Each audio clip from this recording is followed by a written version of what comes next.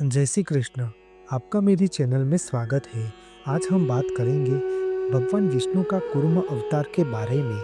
उन्होंने कूर्म अवतार क्यों लिया और इस अवतार के पीछे क्या कहानी जुड़ी है, इसके बारे में संपूर्ण माहिती प्रदान करूंगा। भगवान विष्णु सर्वोच्च है, जो ब्रह्मांड का निर्माण कार्य, संरक्षण और परिवर्तन का कार्यभार संभालते हैं। त्रिदेवी को प्रत्येक की ऊर्जा और रत्नात्मक शक्ति कहा जाता है, जिसमें माता लक्ष्मी भगवान विष्णु की समान पूरक भागीदार है। हिंदू धर्म में भगवान विष्णु अति पूजनीय सर्वोच्च देव है। भगवान विष्णु ने विश्व कल्याण तथा धर्म की रक्षा करने के उद्देश्य से उन्होंने 24 अवतार लिए थे। उनमें से उनका द्वितीय अवतार कूर्म अवतार था। इस अवतार को धारण करने के पीछे भगवान विष्णु का उद्देश्य देव दानवों की समुद्र मंथन से सहायता करना तथा मंदरांचल पर्वत का भार अपने पीठ पर उठाना था। तभी तो देव और दानवों के बीच समुद्र मंथन होगा। भगवान विष्णु की कूर्म अवतार धारण करने की कहानी इस प्रकार है कि एक समय की बात थी, जब दुर्वासा ऋषि देवराज इंद्र को मिलने गए, तब पारिजात की पुष्पमाला देवराज इंद्र को अर्पण की थी। लेकिन देवराज इंद्र ने अहंकारवश पुष्पमाला अपने ऐरावत को पहना दी। तब ऐरावत को यह पुष्पमाला से व्याकुल हो उठा। तब उसने अपनी सूंड से उस पुष्पमाला को नीचे जमीन पर फेंक दिया और उस पर पैर रखकर कुचल दिया। यह देखकर दुर्वासा ऋषि को अपना अपमान हुआ ऐसा लगा।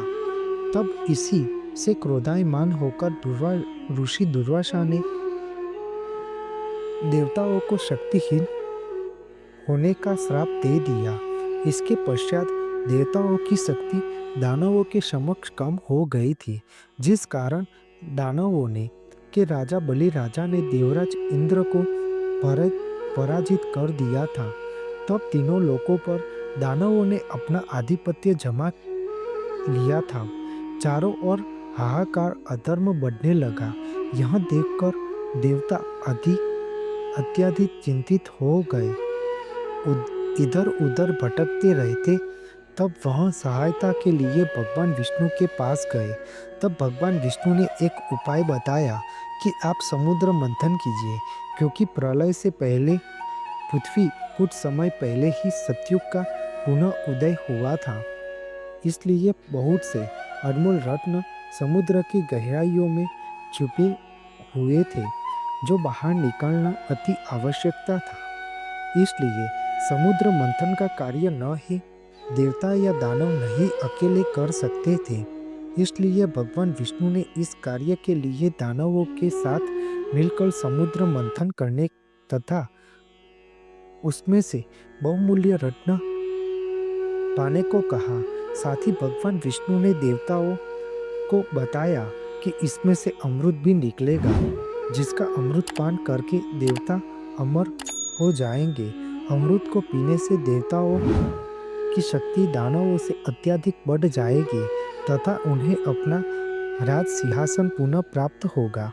भगवान विष्णु की आज्ञा पाकर सभी देवता इंद्रदेव के साथ बलि राजा की नगरी पाताल लोक गए तथा उनके सामने समुद्र मंथन का प्रस्ताव रखा।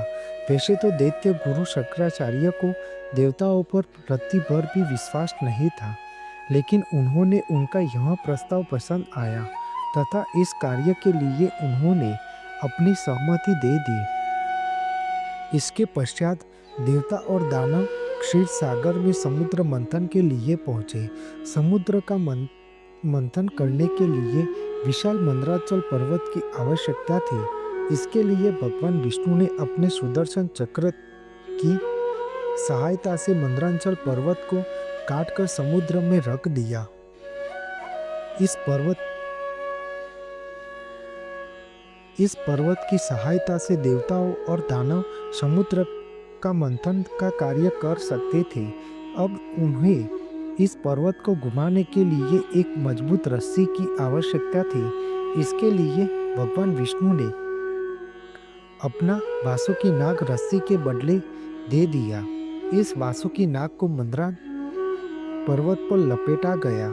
इसके मुख्य मुख को दैत्यों की ओर रखा गया तथा पूंछ को देवताओं की ओर रखी गई। अब समुद्र मंथन का कार्य प्रारंभ हो गया, लेकिन एक समस्या थी। समुद्र बहुत विशाल था, गहरा होता है तथा इसमें कई कोई पक्की भूमि नहीं होती। इसलिए मंदरांचल पर्वत अंदर रसातल में जा रहा था। यदि वह डूब जाता तो समुद्र मंथन का कार्य आधा अधूरा रह जाता।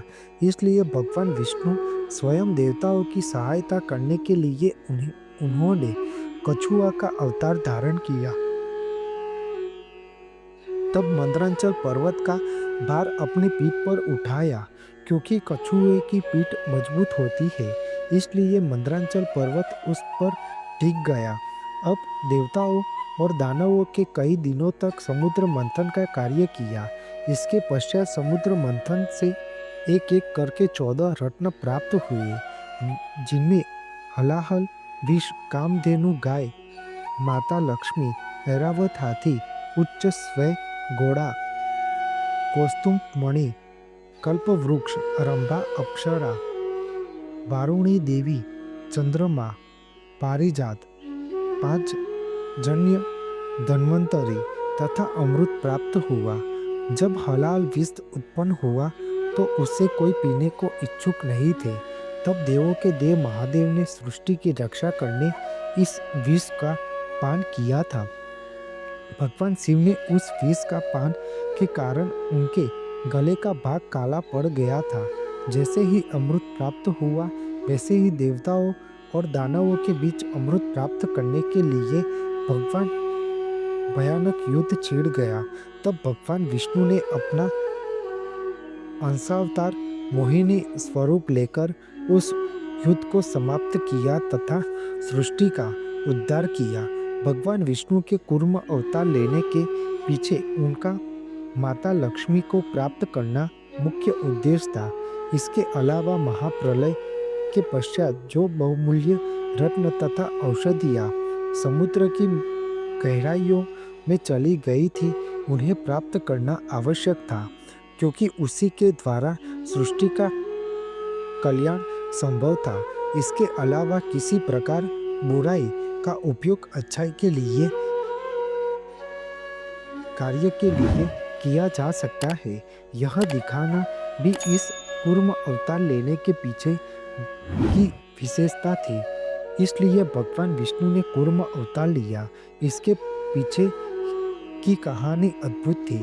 आपको मेरी यह माहिती अच्छी लगी हो तो मेरी चैनल को लाइक, शेयर, कमेंट, सब्सक्राइब करें और बेल आइकन को दबाना ना भूलें। जय स्वामीनारायण।